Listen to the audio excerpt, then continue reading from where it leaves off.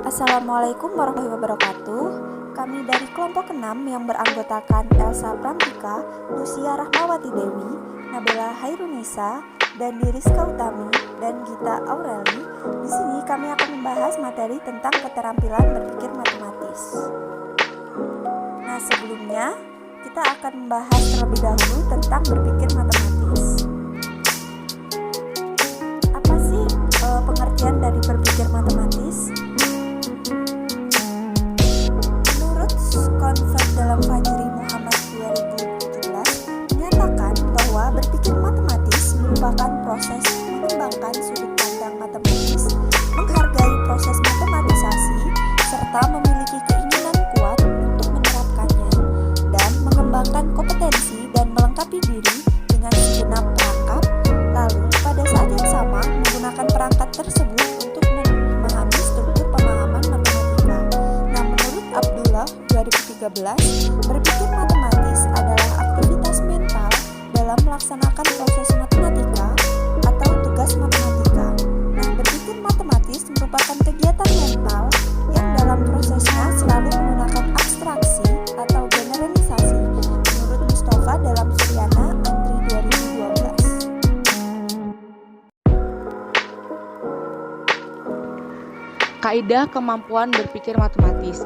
Dalam bahasa matematika berlandaskan pada kaidah-kaidah tertentu yang juga perlu dipelajari, kita seharusnya mampu melintasi batas kaidah bahasa ini agar mampu mengekspresikan sesuatu dengan bahasa matematika. Transformasi ini menuntut adanya perubahan pada muatan kurikulum dan strategi pembelajaran yang berfokus pada upaya 1. Menemukan penyelesaian bukan hanya menghafal prosedur. 2. Menjelajahi pola, tidak hanya menghafal rumus. Dan 3. Merumuskan tebakan, tidak hanya mengerjakan latihan. Ditinjau dari kedalaman atau kekomplekan kegiatan yang terlibat, berpikir matematis dapat digolongkan menjadi dua jenis, yaitu berpikir matematis tingkat rendah atau low level mathematical thinking dan berpikir matematis tingkat tinggi atau high level mathematical thinking. Berdasarkan jenisnya, berpikir matematis dapat diklasifikasikan dalam 5 kompetensi utama, yaitu 1. Pemahaman matematik.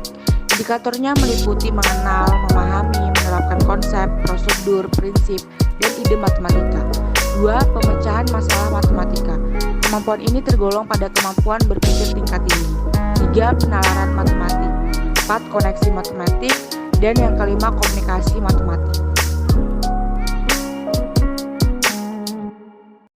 Selanjutnya, berpikir matematis dapat ditingkatkan melalui latihan menangani pertanyaan secara sadar, merefleksi pengalaman, mengaitkan perasaan dan tindakan, mengkaji proses menyelesaikan masalah, dan menyadari atau mengenali bagaimana sesuatu yang telah dipelajari sesuai dengan pengalaman diri sendiri.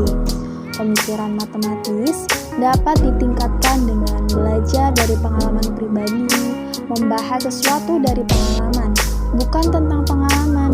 Belajar tidak semata-mata mengalami, tetapi belajar dari dan memaknai pengalaman tersebut. Salah satu model pembelajaran yang dapat digunakan sebagai alternatif yang dapat digunakan oleh guru dalam meningkatkan kemampuan berpikir matematis siswa adalah pembelajaran berbasis masalah. Dalam pembelajaran ini dimaksudkan supaya siswa dapat belajar untuk memecahkan suatu masalah yang akan membuat mereka menerapkan pengetahuan yang dimilikinya atau berusaha mengetahui pengetahuan yang diperlukannya, sehingga siswa dapat mengintegrasikan antara pengetahuan dan keterampilan secara berkesinambungan dalam konteks yang relevan. Di dalam pembelajaran berbasis masalah, sangat diperlukan adanya bantuan guru dan teman sebaya, agar di dalam proses pembelajaran, setiap siswa dapat menyelesaikan masalah yang diberikan dengan baik.